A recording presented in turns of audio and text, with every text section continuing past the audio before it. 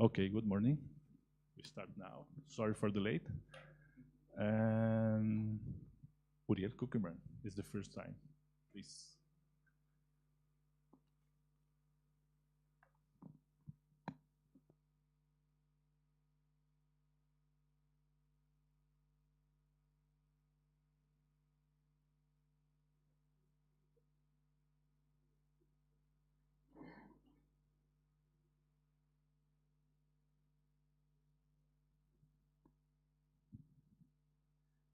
Okay, hello, good morning, everybody.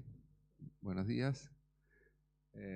Okay, I will present here an ongoing research work that we are doing in Argentina, particularly in my university, the National Technological University. I will explain a little bit more during this presentation. I will share with you the objectives of this project, the background, some background for you to have an idea where we are and what we are doing, the methodology we use, a brief, very brief analysis of the responses received so far, and of course discussion, future work, and conclusions. So this particular study, this research project, investigate the perceptions and concerns of engineering educators at my university, particularly in the Buenos Aires school. I will speak a little bit more about my university later on. About how the integration of artificial intelligence tools are in undergraduate courses. And our objective, our aim is to identify strategies for leveraging artificial intelligence to enhance teaching and learning while addressing institutional and pedagogical challenges. Well, this is, of course, my country, Argentina, and you can see there the 30 campuses we have across our country. And we are located in Buenos Aires, in the capital city, and we have in our own school, in the Buenos Aires school, approximately 12,000 students. And there in that school, we have a research center for innovation in education. I'm the director of that research center, and that is the place where we are doing our work. The methodology, I'm describing what we've done so far. We are in the middle, between the beginning and the middle of the research project. And we conducted a survey as the first step, focused on these 5 key dimensions.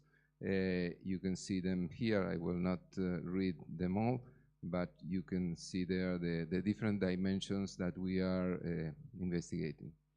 And the methodology we use at this first step of the research project, 13 question survey, combining Likert scales and open-ended questions. We use Google Forms, as it is very usual. And we have received so far answers from more than 100 professors, and primarily from our own school and STEM disciplines. And we also received some answers from other universities, from other Argentine universities. And as we are doing a research about artificial intelligence, we also use artificial intelligence in order to process the answers. We use the ChatGPT facilities in order to process the open-ended answers. And the results, I will show you just 2 of the results obtained. About familiarity with AI tools. The text here is incorrect. It's 50% have an important familiarity with AI tools, 30% more or less, and 20% answer that they are not aware of what AI is and how to use it. And about the perceived impact on teaching, again, it's more or less the same kind of answers we received. So this is showing us that there is a strong interest in using AI tools, but still, as I will show you in the next slides, still there is a need for training and a need for guidance about how to use these tools. You can see here that 75% of respondents actively integrate AI into their teaching, basically for planning, most of them for planning, some of them for teaching, and also assigning some AI-assisted problem-solving task or simulation to students. As it was shown in the previous slide, 25% indicated that they do not use AI in class, citing a lack of training or skepticism about its relevance. About the tools they use, common tools, not a surprise that they use different tools. ChatGPT, Copilot, Gemini are the most popular. Some professors and colleagues answer they use some other tools, particularly for research, like Wolfram Alpha for complex computation, and Perplexity for research, and Gamma for creating visual content. And there's the use of AI tools cover different disciplines, like I'm showing here, from engineering to humanities, showcasing their versatility. And about the student use of AI, the key applications are task automation. Students use AI to draft essays, generate summaries, or complete assignments, information gathering, language support, mainly translation and proofreading, as probably most of us use, and some concerns from the educators about the thing of plagiarism, superficial learning, so they expressed their concern about the ethical guidelines. How can we promote and those ethical guidelines for our students, but also among us professors. And about the institutional support for artificial intelligence, as you can see here, 70% emphasize the importance of providing specialized training for educators, and 50% recommended fostering learning communities, sharing experiences, these kind of things. We organized during the last part of previous year some workshops for professors, and in those workshops we not only explained to them how to use some tools, but also it was a very good opportunity for them to share what they are doing, to share concerns, and also to share success stories. And 60% of the respondents asked or required that the institution establish clear policies for using AI tools, balancing innovation with ethical consideration, which is, again, the ethical use of artificial intelligence is the most important thing they are, our colleagues are expressing. About future works, as I said, this is an ongoing project, so we have a lot of a lot of more things to do. But at this moment, we certainly know that our school, the Buenos Aires school, lacks AI integration frameworks despite our colleagues' interest. So there is a gap between perceived impact and practical experience. Then this study revealed a strong need for specialized training and institutional policies on AI use. So as I previously said, 70% of the professor wanting training and 60% desiring policy guidance. And future research should expand the survey and promote collaborative policy development across the institution. We have, as I told you, a very big institution with 30 campuses, so the collaboration among professors within our school and with other schools in other campuses in my university is really needed. And in conclusion, artificial intelligence offers transformative potential in engineering education, but educators need training and ethical guidelines to bridge the gap between perceived benefits and actual adoption. Concerns about misuse and over-reliance highlight the necessity for institutional policies and collaborative learning communities, and future efforts should focus on responsible AI integration to enhance teaching and prepare students for technological advancements. By saying this, I finished my presentation. This is the research team, the 4 colleagues that work with for this project, and that is the research center I mentioned to you previously. That's all, and thank you very much. I'm open to questions if you have. Thank you very much. Any question? Sorry, good morning. I am the new chair because I am replaced to Manuel Morales. We are late, 10 minutes approximately. Reese? Yes? Okay. Any question? No? Comment? Thank you, Uriel. Okay, the next presentation is a student experience using artificial intelligence tools integrated into a remote chemistry laboratory for Fiorella Lizano. Fiorella Lizano? Ah, sorry. Thank you. Use this.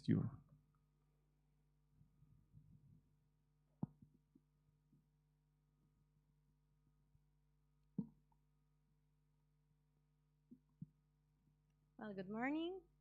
Well, as I don't know your name, as Juan said, my name is Fiorella Lizano. Some of you already saw me in different activities, but who don't know me, I am a researcher at the Remote Experimentation Laboratory of the Universidad Estatal a Distancia of Costa Rica, and also I am an adjunct professor at the physics chair of the same university.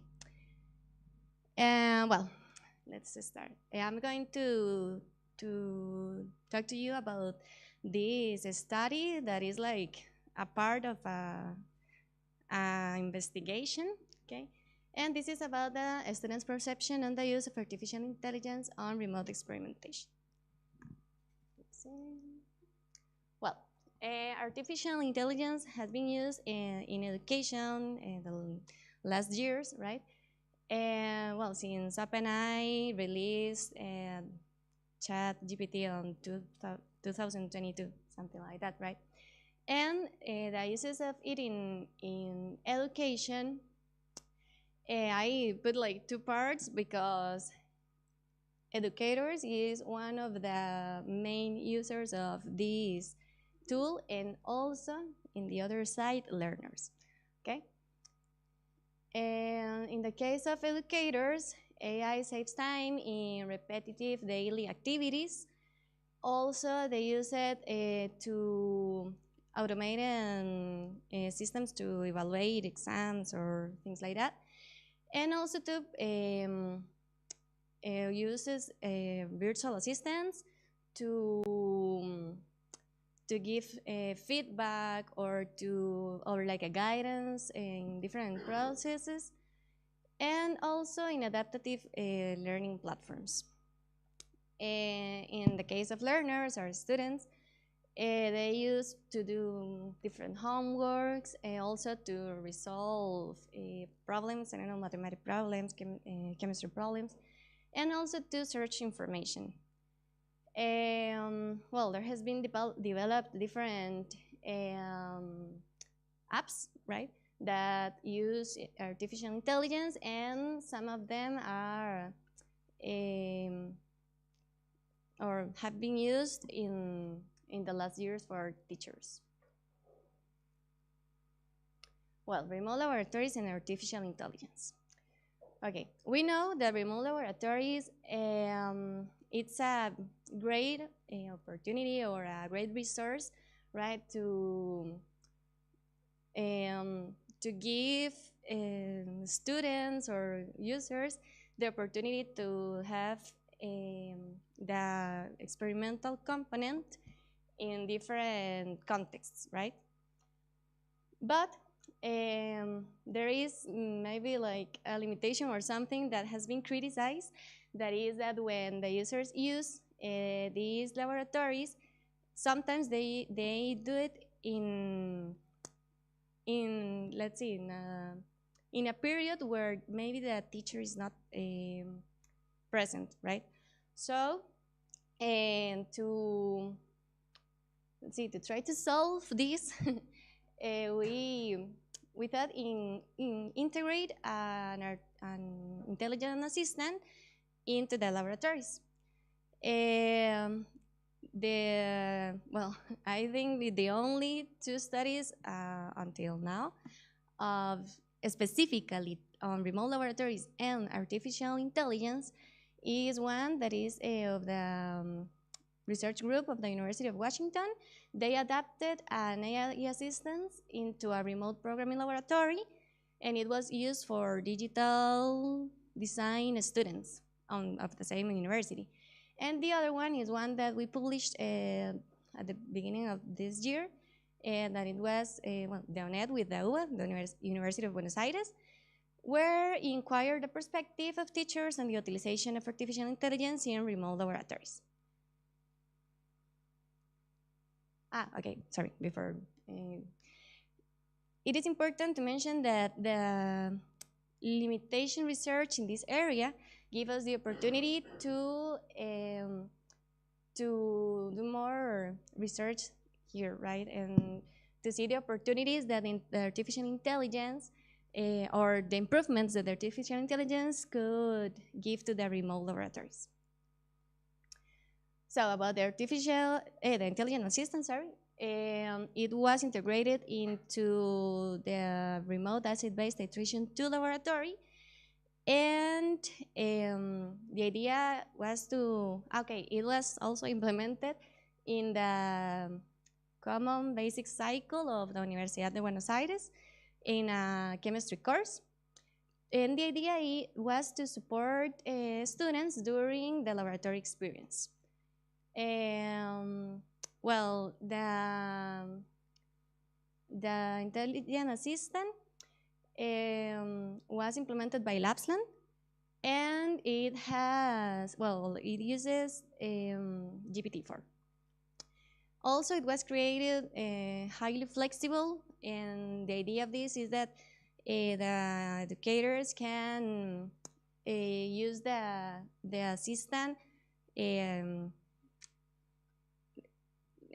let's see, like for their necessities, okay, or what they want to the assistant answer to the student. And well, how we carried out this study? Well, first we made a configuration of the assistant, and we first asked to it to answer in Spanish always, because it was to a course of Argentina, as I said. Also, we give it the instruction that doesn't answer, let's see, or don't resolve the equations or don't give the result of the equation.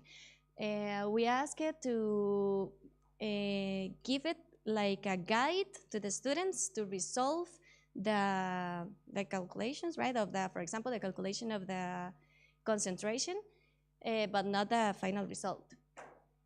Well, among others things that we give it to the assistant.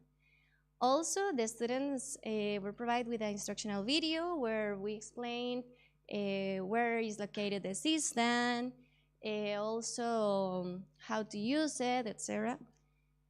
And after the students use the laboratory with the assistants, we implemented a questionnaire that has a Likert type scale.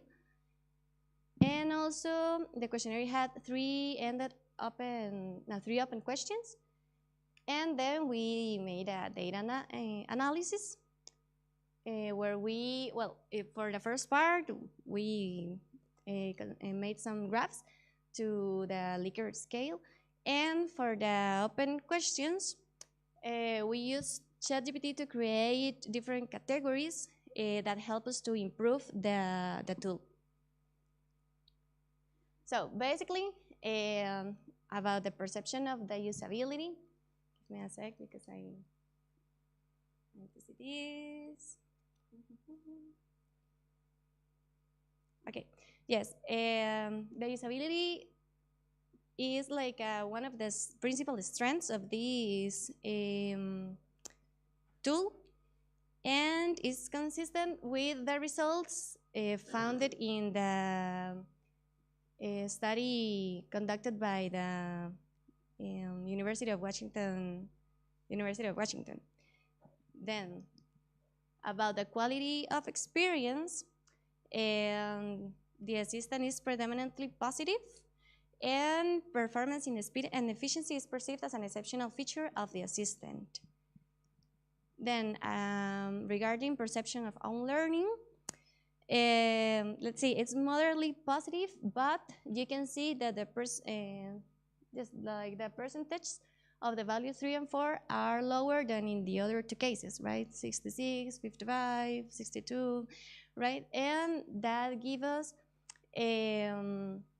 or that shows that we need to improve in this part, right?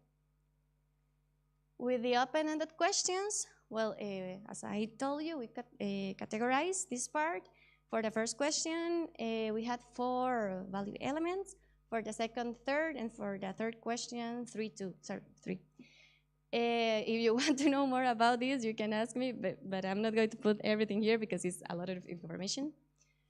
And also, we made an analysis about the interaction with the AI.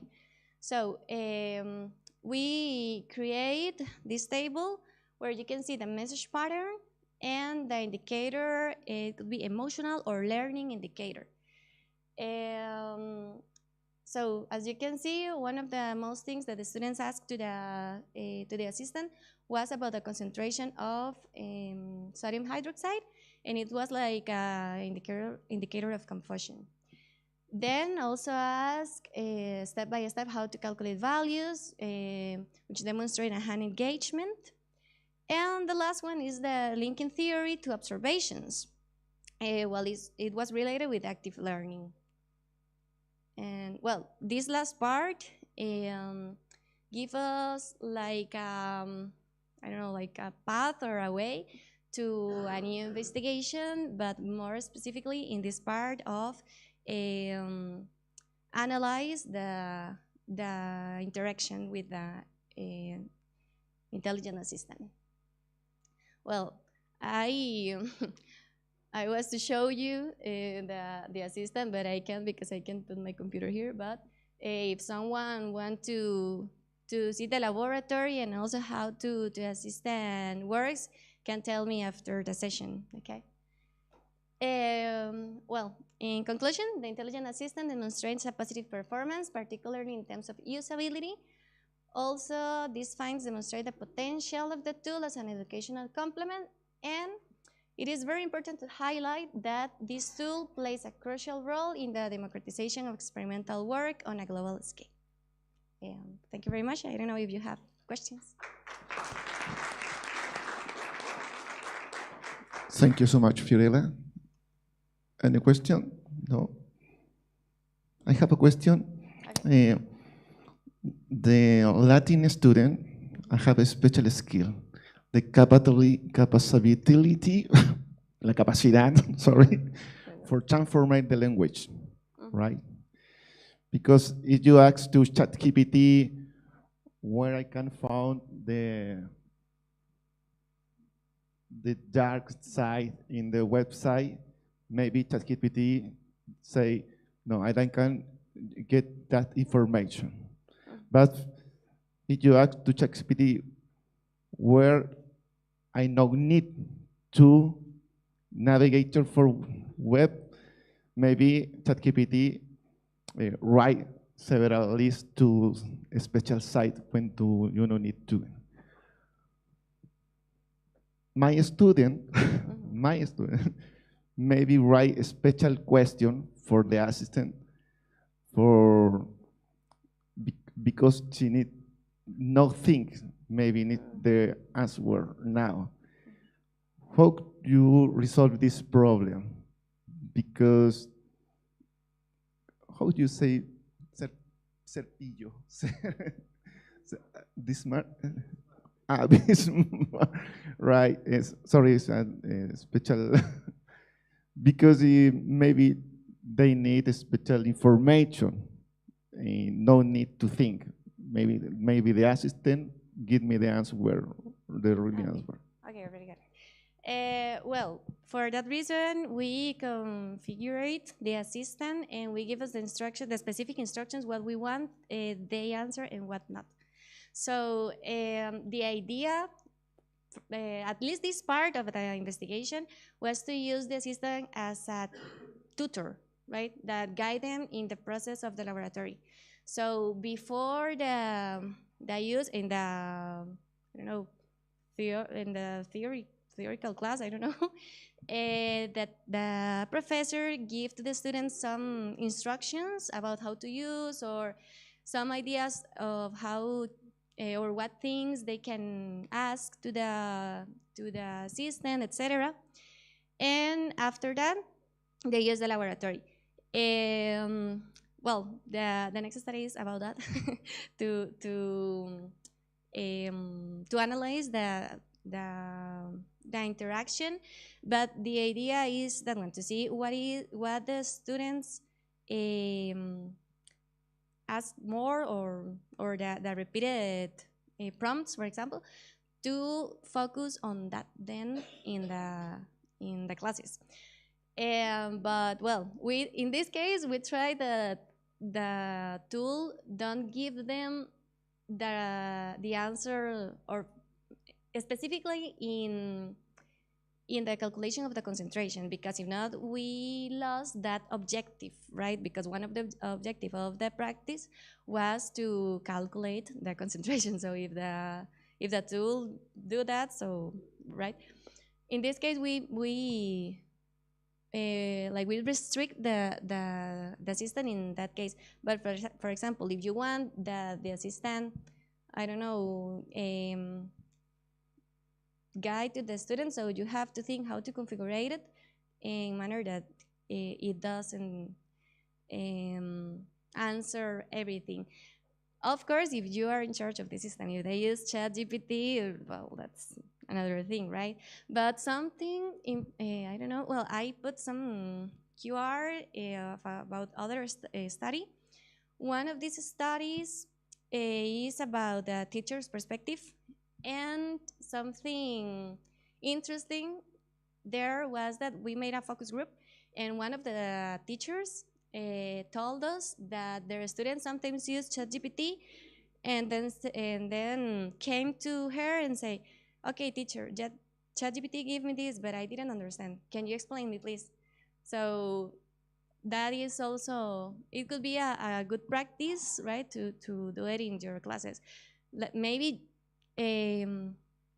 like you I don't know if it's promote the word, but that they use ChatGPT, but with you, right? Like that you can guide your students to how to use it.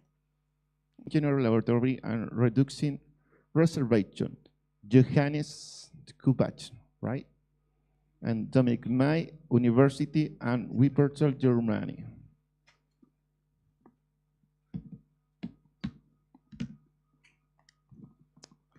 Hello together. Yeah, I'm glad to be here to present our project, KIC 4.0 AI chatting skills in the engineering laboratory. Yeah, it's the same in Germany. This acronym makes sense. In English, not really. But yeah, it doesn't matter. Yeah, it's short point. Okay, what I want to talk about. The first point is the situation. Yeah, maybe I stand here. The point is AI is entering every day's life. AI, we cannot live at the moment or in the future without any AI technology, I think. AI technology have a great potential in the higher engineering education or in the university education at all. And for an example, in Germany, 91.5% of students have already used AI technologies as part of their studies. And in my case, it's really much. So in some cases, for example, the students start to work, or if they get a task, the first question is, okay, I ask ChatGPT what I have to do. So they are not living without this technology. Yeah, and what does it mean in the context of the university? We want to integrate modern technologies in university teaching. It means we want to create an AI assistant which is able to be used in a laboratory-based engineering course. But of course, not everyone believes in these technologies, and increased reservations means, okay, what can we do to make it transparent, to show this technology works, and also that people which don't believe in this technology maybe change their mind. And of course, we can show that this technology shows that the workload at universities at all can be reduced. Yeah, support in finding solutions without prescribing the solution is one big potential of ChatGPT, for example, is to support the students in their learning process. And that's also a task that we want not only try to give answers, but to support them in the whole learning process. Yeah, so what are our goals? Like I said, we want to create acceptance among the teacher through create transparency. So we want to show, okay, how do we create our solutions to generate more acceptance? And we want to find out which opportunities AI technologies offers, in our case, especially in the laboratory-based engineering education. So how can we create the learning success? How can we generate supportive feedback? And getting to know the opportunities and limitations. In the best case, we want to create a kind of boundaries, yeah, how can I say it? How a situation where students can yeah, get the learn which opportunity, what is ChatGPT able to do and what not, for example. Yeah, so that's leads to our research questions. Which skills are required when dealing with NLP AI? What are the potentials and limitations of NLP AI technology? How can users support the development of individual problem-solving skills and creative thinking? So how can we manipulate this chatbot, for example, to give proper feedback or to give feedback which increase the learning success of the students, for example.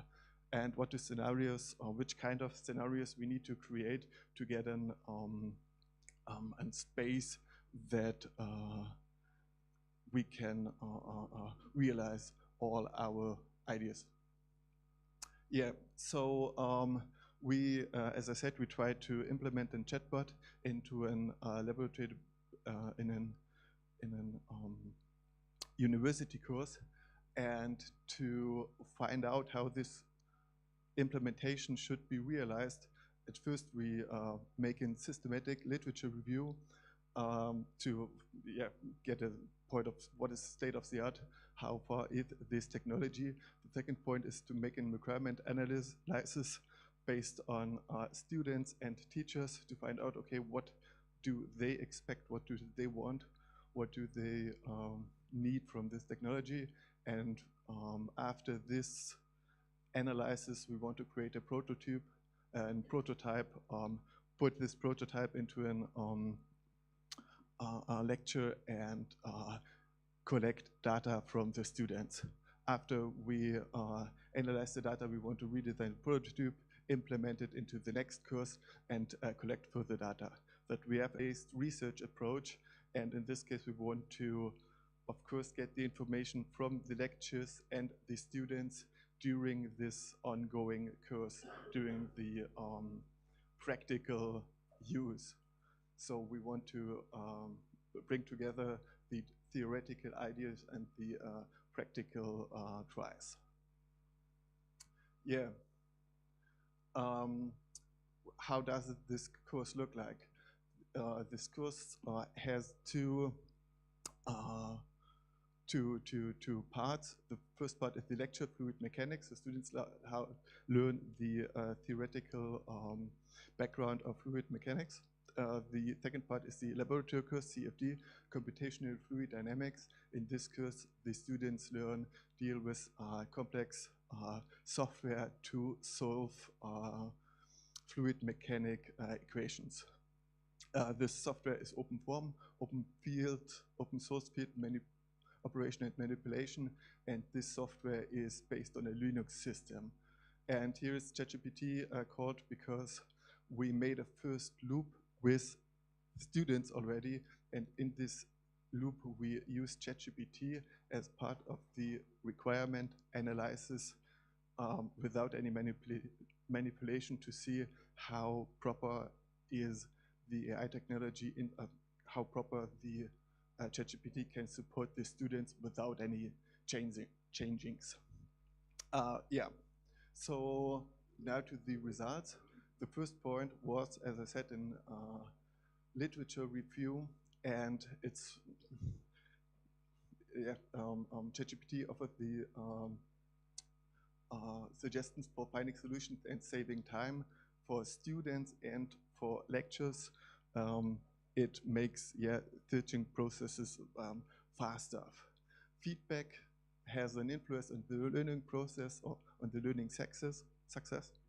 Feedback is a really important point of this chatbot, or will be an important point, because feedback can support the learning success, but it can also decrease the learning success, or has a big influence on the motivation of the students, or can have a big influence of the motivation of the students.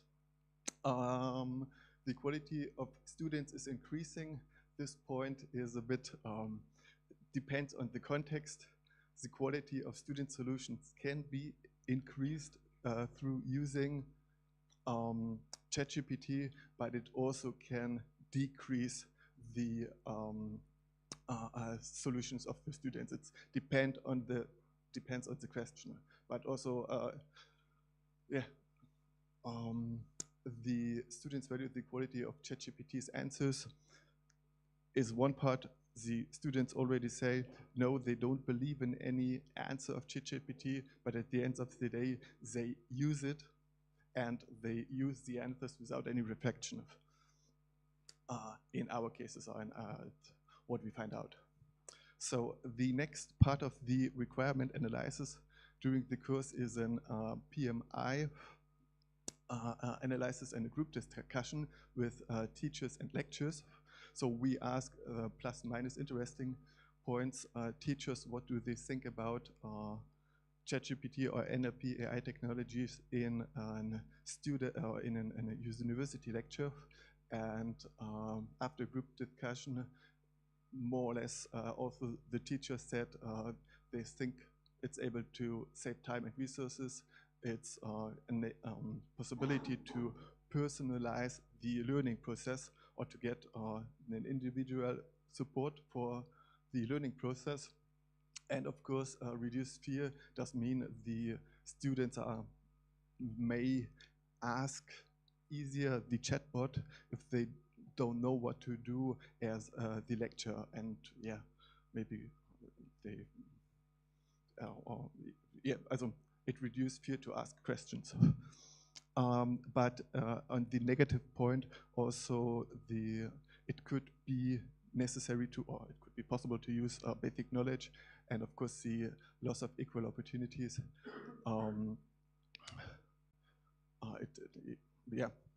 The students on the other side here, maybe I have to say, in our lecture, that's why the first loop is part of the requirement analysis. We had only 2 students, and it's not a small group of students. And this students find out or said that, of course, they find it useful to get an overview of an unknown topic, and they see a lot of potential in this in the support of the learning success. So they use it anymore to organize their learning day during the on the university. Not all of them, but someone. And they know that they get wrong answers, but as I said already, they use it anymore. Yeah, so what is the conclusion? We find out that NLP AI or ChatGPT in this case is able to give personalized feedback and of course increase the learning success. Also that immediate feedback is an boost on motivation. So good feedback can motivate the students. ChatGPT can reduce the workload, and the use of AI technologies can increase the inequality during the study. It's an important point because not every student is able to get access to ChatGPT, for example, or to all kind of AI technologies. So what requirements do we have for our project? We want to realize definitely this technology in the higher engineering education. We want to get the technology in a way that it gives proper or content support in a high quality way, or in high quality content support. And we want also that the students were supported in the individual learning process, and yes, create the feedback. The created feedback from the AI needs to be personalized and motivating. Yeah, so as I said, it's a work in progress. We finished the literature review. We also analyzed it at the moment, and the next steps are to realize a real chatbot with the points, okay, this chatbot needs to answer the fluid mechanical questions in a theoretical way, and in the second part, how to use the software in a right way, in this case, open form, and also it's a Linux-based software. Maybe the students have questions about Linux too. We want to construct this chatbot in a way that it gives personalized feedback and supports students in their individual learning process. And for this, we plan a pilot test in the summer semester 2025 with our prototype, and also we will check other courses to implement this pilot to get more information or to collect more data. We will analyze the data and redesign our prototype for the winter semester 2025. also redesign it with an aim at the end to transfer it into a regular operation. Yeah. That's our plan for the future. Thank you. Thank you so much, Johannes. Any question? No? Ah.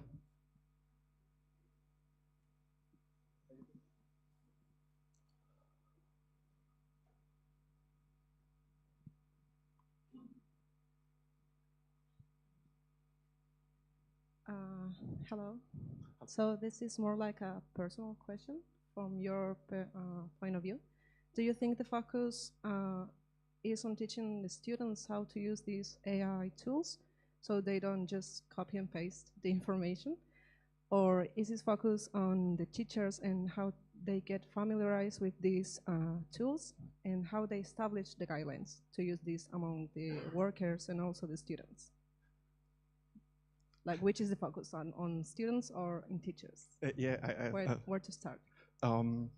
In both cases, we want to, it's a complicated way, we want to do both. We want to get the lectures in the way of, okay, we want to make it transparent and show the lectures that this technology is working and that they can use it for their the teachers for their lecture, that they save time and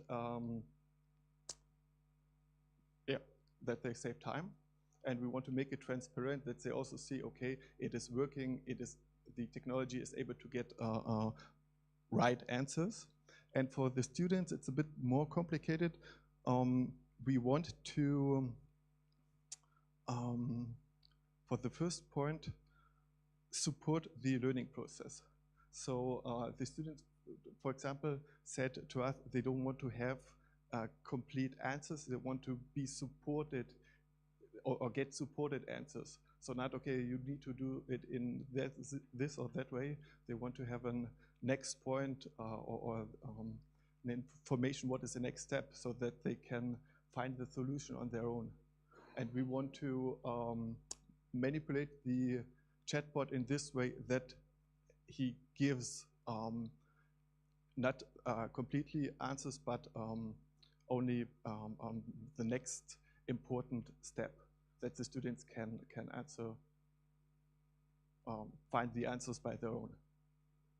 I hope it answered your question. Yes, kind of. I think it's like a bit difficult to find like a common ground or like a balance between the learning process and ChatGPT, for example, giving all the answers. But yeah. I understand. Thank you very much.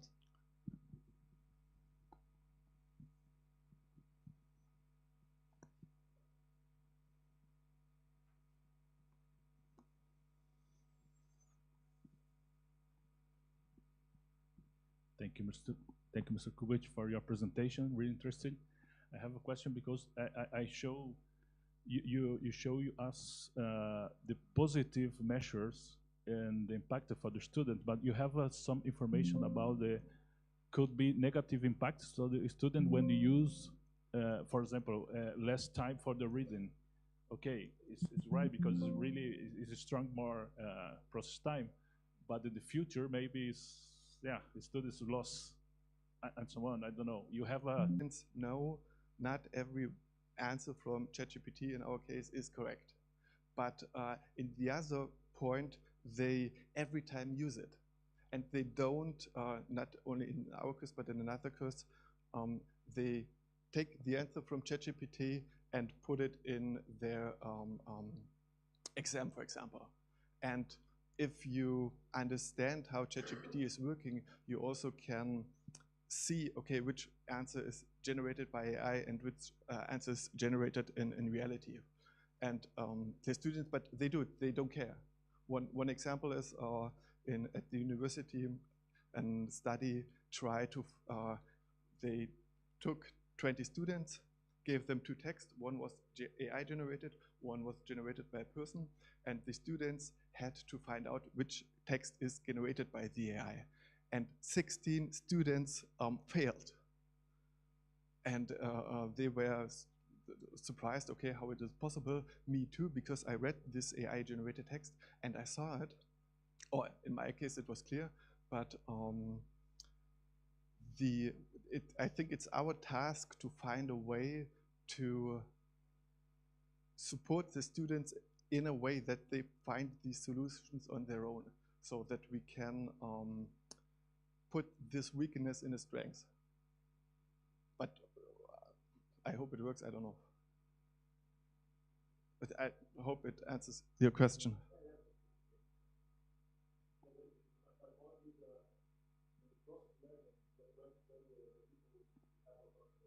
Yeah.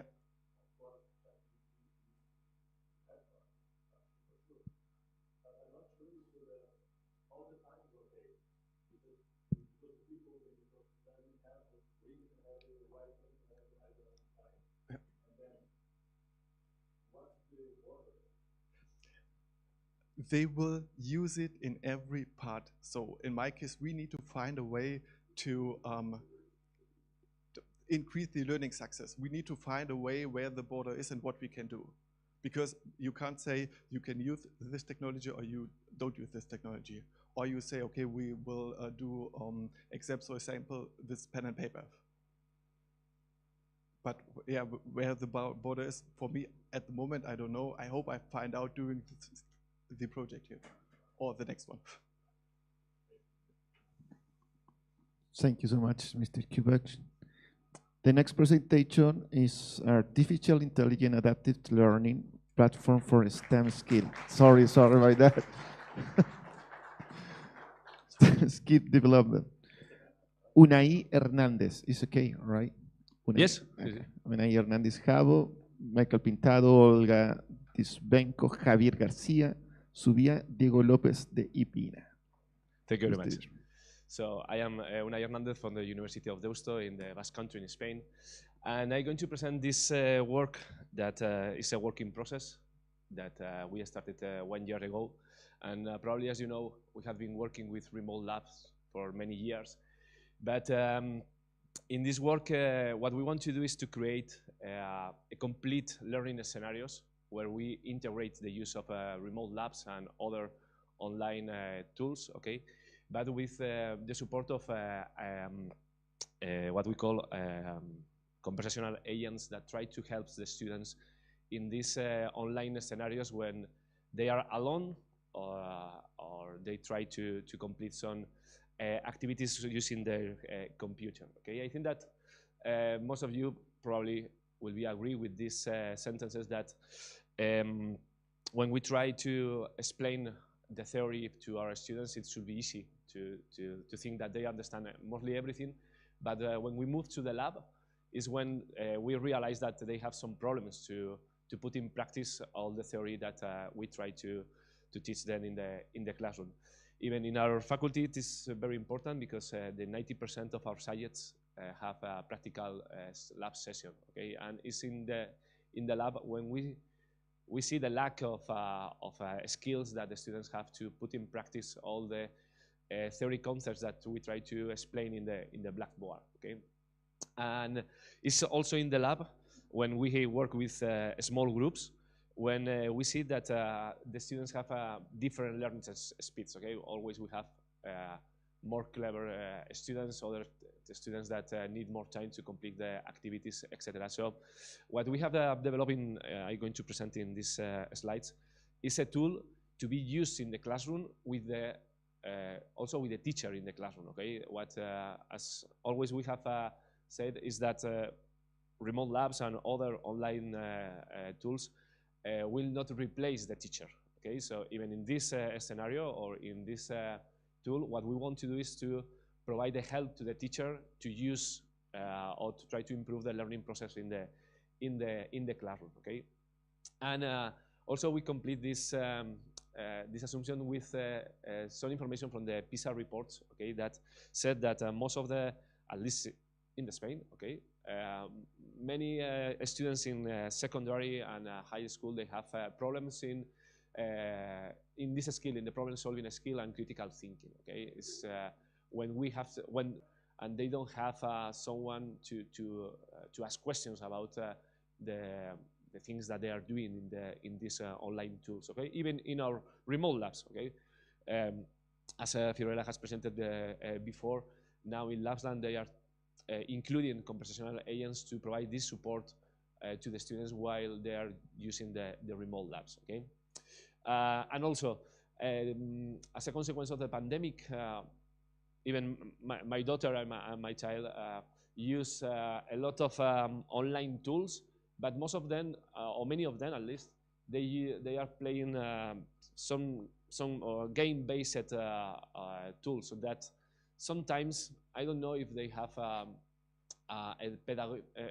pedagogical background that help them to work these competences like the problem solving and critical thinking. Okay, why traditional tools? I don't know if they are not good, but we try to improve them. Okay, many of them, as I told you, in the online scenario, they don't have a real-time support.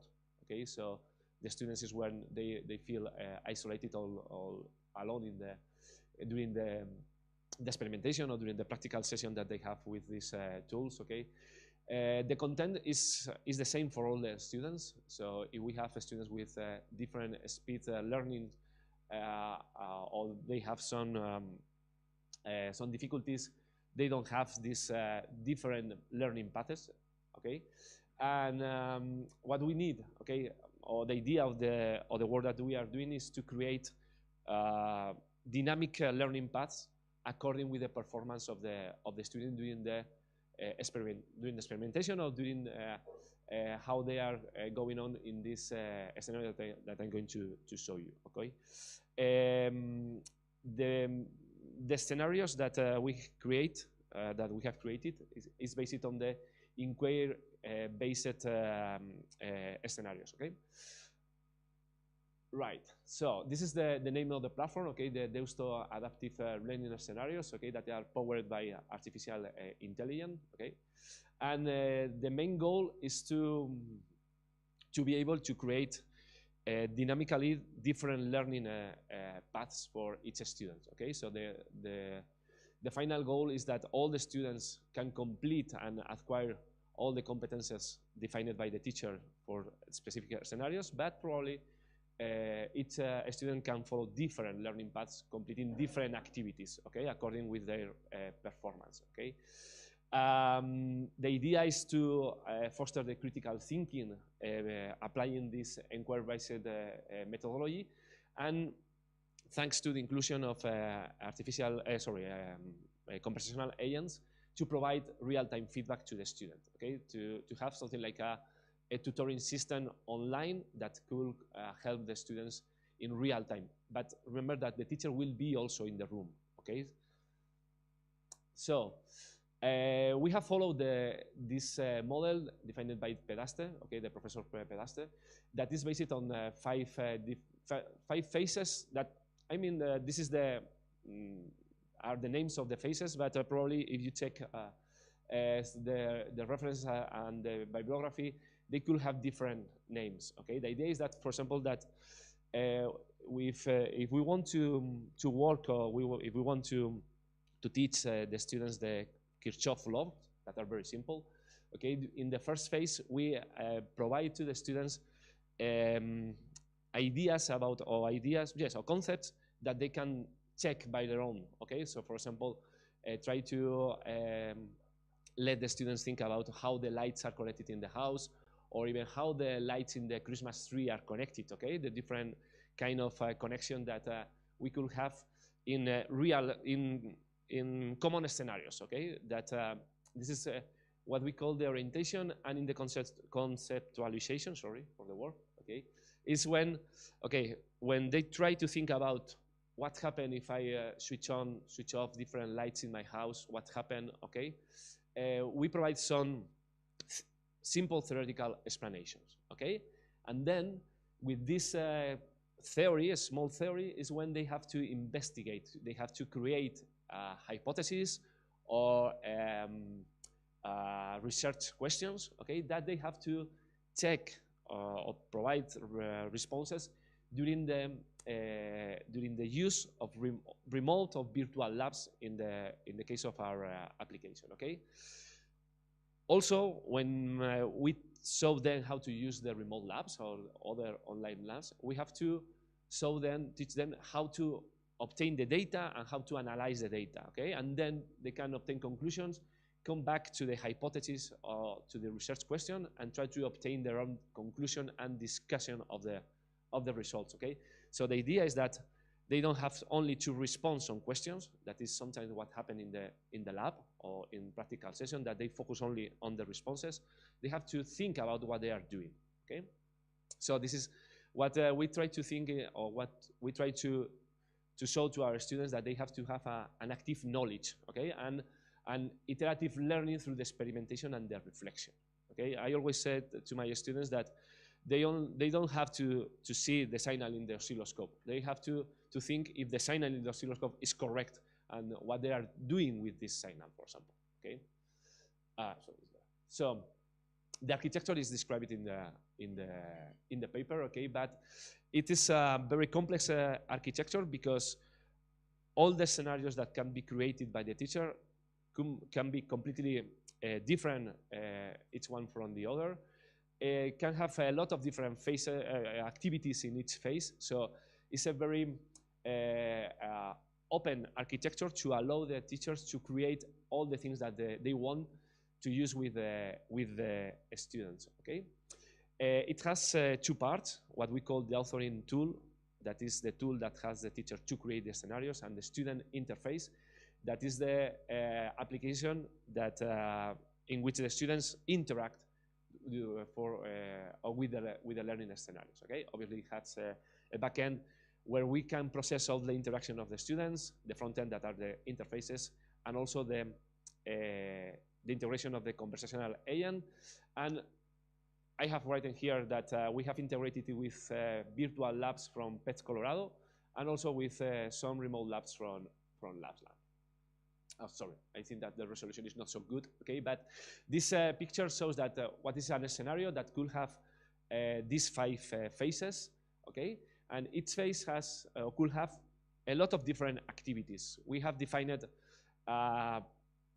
some basic activities like explanations, okay? That could have documents that can be uploaded by the teacher, can have links to specific websites, or even the teacher can embed videos from YouTube into the scenario, okay?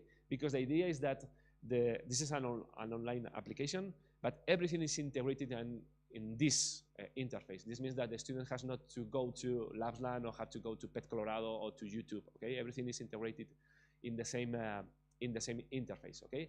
And also, one of the main activities are the guidelines that are specific support that can be sent or can be shown to specific students according with the performance that they are doing or that they are obtaining in the activities, okay? And how the student move from one activity to the other is as result of some evaluation activities that are based on questionnaires, okay? I will show you it later on, okay? This is the first work that the teacher has to do, is to create something like this, okay? It has different tools, okay? But the idea is that the teacher has to create a concept map about the scenario, okay? With the different phases that here are distinct in colors, okay? With inside each activity, the different, inside each phase, the different activities, and how will be the way in which the student moves from one activity to the other, okay? Then, in the authoring tool is where the teacher creates all the phases, creates the activities, can integrate, as I told you, virtual labs from different sources, not only from PET Colorado, okay? And also can integrate, okay, the remote labs from LabsLab, okay? And here, as I told you, the way in which the student moves from one activity to the other is through the questionnaires. And each questionnaire includes a rubric, okay? And in this rubric is when where the teacher decides what is called how is the performance of the students, okay? According with a scale. And this scale is also dynamic, okay? So the teacher can decide if the low performer is this student that has obtained less than 4/10 in this activity, or for other activity, the high performer is only the one that obtained 10/10, okay? This is completely a dynamic, and it's a decision of the teacher, okay? And according with this performance is when in the next button is when the teacher decides what will be the next activity. So the idea is to create something like this, okay, where we have in columns the phases, and each of the boxes are different activities in each of the phases, okay? And here you can see that for a scenario, the different learning paths that the students can follow, okay? It doesn't mean that the student that arrives here is better than this one, okay? This means that all the students can obtain and can complete the outcome of this scenario, but following different paths according with their needs, okay? So, how is the student's interface? Okay, it's very simple, okay? The idea is that all the information will be in the same interface, and always will appear the conversational agent in one corner of the interface when the student can ask some questions, and also where the conversational agent provides the activities defined by the teacher. Okay, so the main goal is to obtain these real-time interactions. Okay, and provide feedback to the students about the performance. This conversational agent is based on RASA, that is an open framework to build conversational agents, okay, based on natural language processing techniques, okay. It is it's different from ChatGPT, okay, because we can define what is the context in which we want to use this conversational agent. We can define what are the limits of the conversational agents, what are the responses that can provide to the student, okay, and we feed it also with the activities defined by the teacher, okay. Provides help, answer, what are the next suggestions, etc. Okay. Look here, this is a screenshot of this interface. For example, here the student can interact with a virtual lab from Pet Colorado to work with a pendulum. Okay, and here is where the conversational agents are asking or is asking questions to the student about what he or she is doing with the virtual lab, okay? And at the same time, we can check what the student is doing, checking the clicking or checking the different clicks that he or she is doing in the interface. And also, instead of using the virtual lab, if we use the remote lab, this is the pendulum from Labsland, the conversational agents knows exactly what is the experiment that the student is carrying on, knows the setup that the student has performed in the lab, and even how many times is running the experiment. Okay, and then we can check how long the student is in the lab, and if he or she has some difficulties to complete the activity. Okay. So what is the main characteristics of this conversational agent that we are building we're doing in this project, okay?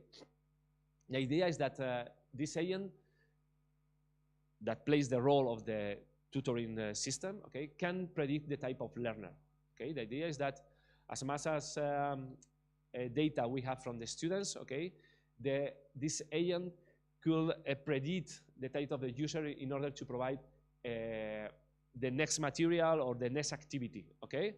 Not only based on the definition of activities done by the teacher, also about the experience that the conversational agent has thanks to the use or the extensive use of the application with a lot of students, okay?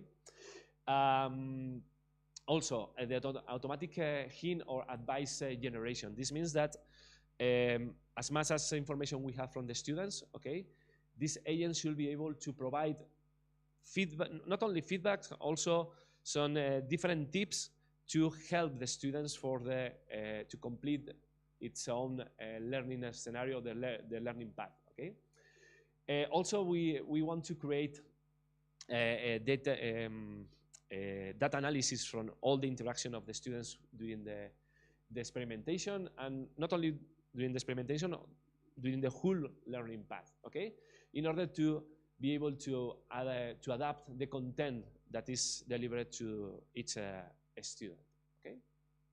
So, as conclusion, this is an online project, okay, that it has some difficulties because it's difficult to define what are the different kind of students, what is the meaning of low performer, medium or high performer students, okay? Also, we are working with teachers to define the different kind of activities that should be the best for each kind of students. So we have to, or we are working also with pedagogists, okay, to know what could be the best activities for each kind of students, okay? Now, in this first version, the conversational agent only provides activities according with the definition of the teacher, but we want to be to allow the agent to create new activities, okay, based on the knowledge that the agent is gathering from the extensive use of the tool, okay? So what we need right now is to complete some basic scenarios, to test them with students, okay, and to gather this big data, okay, to train the conversational agent with this information, okay? And this is actually this is the work that we are carrying on with the application, okay? So this is all. As you have some questions, will be. Thank you.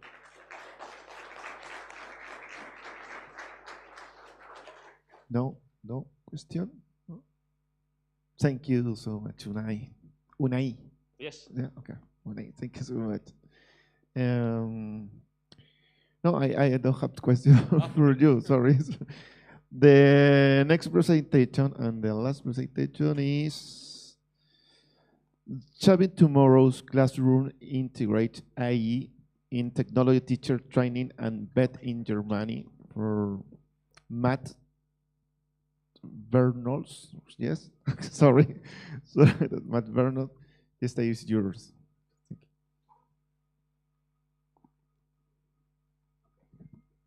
Okay, thank you very much. As mentioned, my name is Mats Fernholz. Presenting with me today is Johannes Schäfers.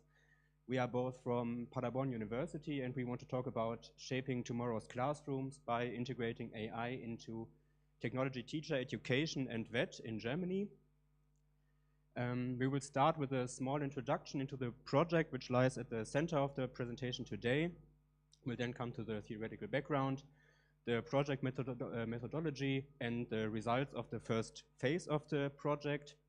And we will end with a conclusion and an outlook. To give you an idea where the project is situated, which we are going to talk about, we want to first talk about vocational teacher education in Germany in general.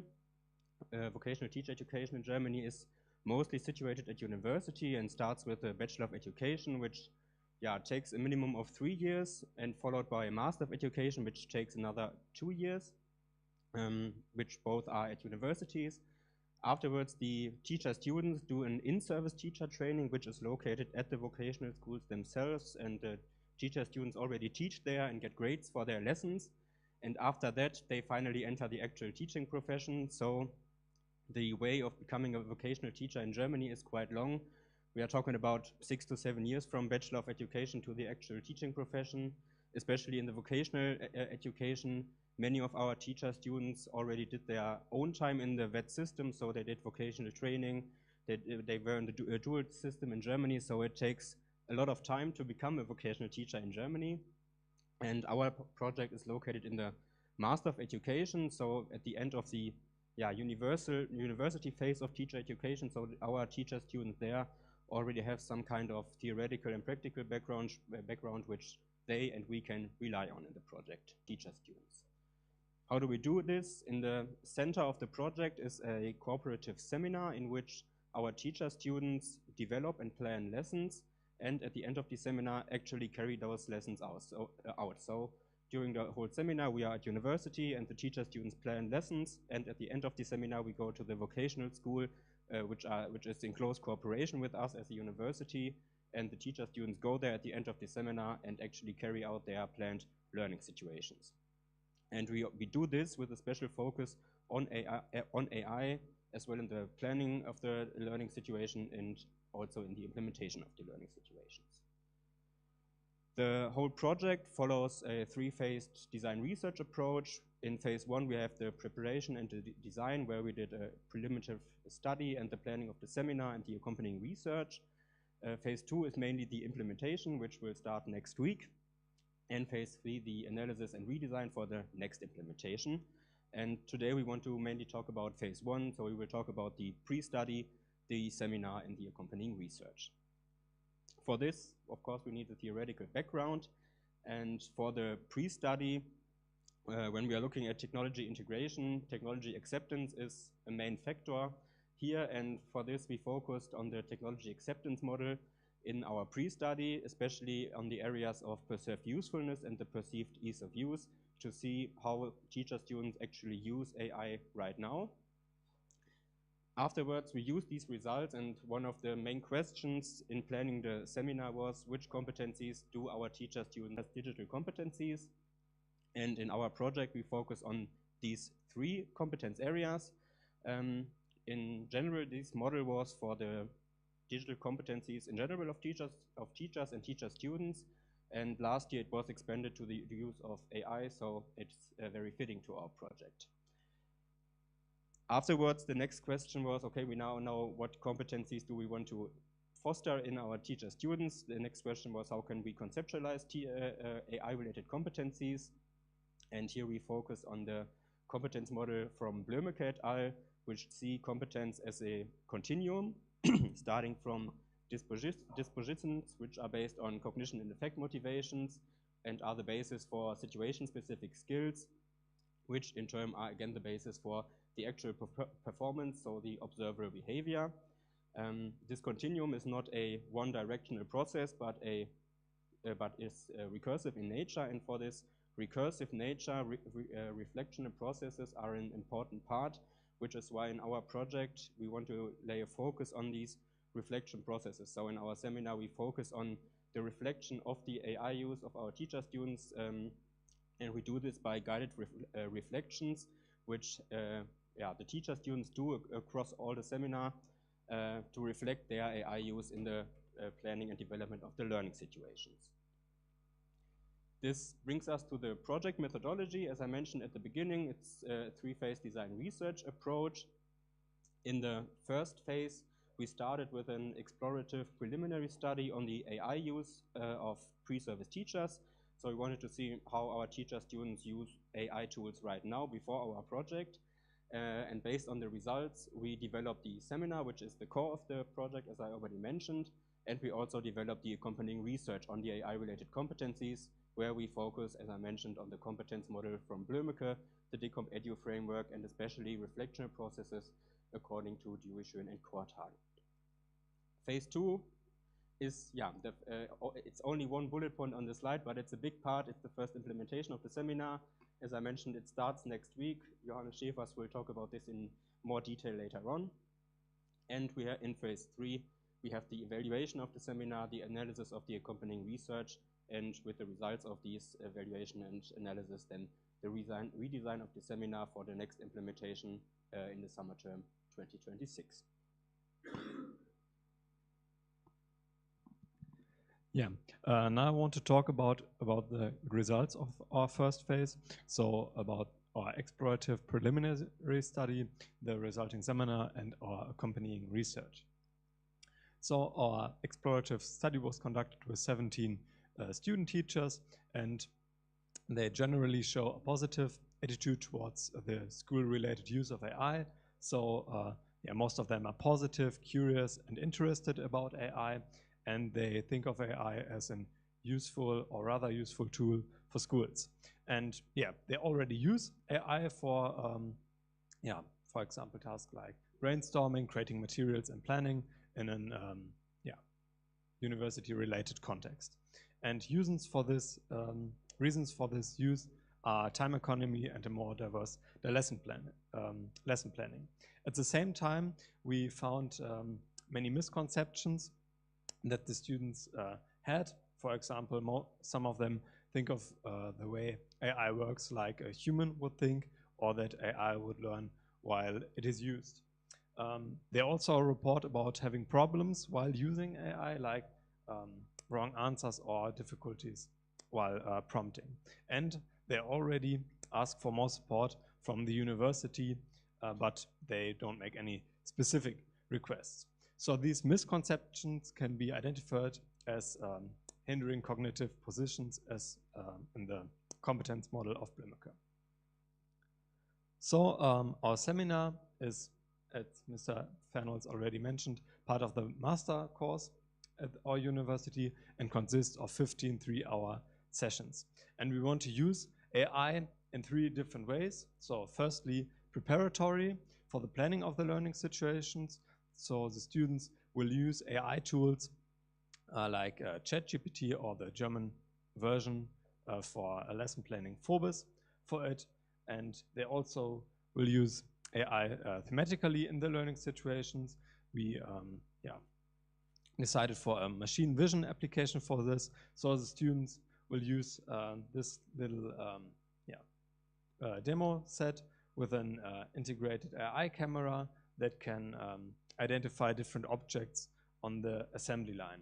So thematically, the learning situation will about this machine vision application.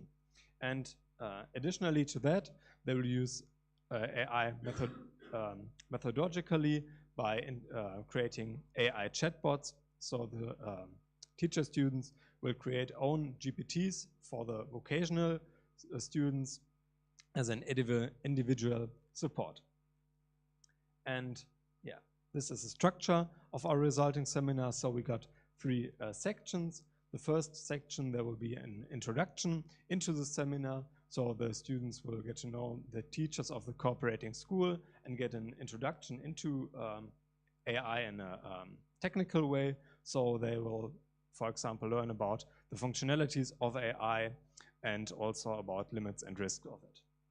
Yeah, and they will get to know also specific AI tools, like I already mentioned, for the lesson planning and to support the learners, and yeah, get an introduction also into machine vision. The second section of the seminar is here really small, but it takes the most time with 9 to 10 weeks. And here the students will plan and implement, plan and develop their learning situations in an exchange with the cooperating teachers, and they will also get content-specific inputs of the DICOM Edu. So they are supported from us for these tasks. And in the third section, there will be the implementation of the learning situations by the teacher students and at the cooperating school, and a subsequent reflection. While all of these sections, there will be guided reflections on the usage of AI for the lesson planning, and this aims to strengthen the reflection competencies and contributes to our accompanying research. So our accompanying research is a multifaceted accompanying research design, and it used mixed methods at 3 different times. And at every time, there will be quantitative tests on the cognitive and affective dispositions on AI of the teacher students. And at the first time, there will be also qualitative structured interviews that assess the teacher students' self-perceived competencies in the different areas of the DICOM Edu. In the middle of the seminar, there will be also guided qualitative self-reflections on the use of AI for this planning process of the learning situations, as well as reflections on the implementation of these. And at the end of the seminar, there will be again structured interviews that again assess the teacher-student self-perceived competencies in the different areas of the DCOM edu. So now to conclude and give a small outlook, we want to bridge the theory and practice in teacher education by addressing the full competence continuum of Bloemeke, and we do this by a design research approach with its iterative cycles of planning, implementing, analyzing, and redesigning. And this is especially important because of the nature of AI that is rapidly evolving. So we got new applications faster and faster. So we need to redesign again and again due to these changes. And to do this, we got a broad theoretical foundation with a competence model, the technology acceptance model, and the DCOM edu, and of course our preliminary study that showed the misconceptions the students had. But of course, these are only cautious interpretations because of the limited sample sizes. And our next steps will be phase 2 for the seminar implementation, phase 3, the in-depth evaluation and the redesign of the seminar, and of course, the permanent implementation of the seminar for the next years. And this is our end. We want to thank you for your attention, and here are our contacts. Thank you.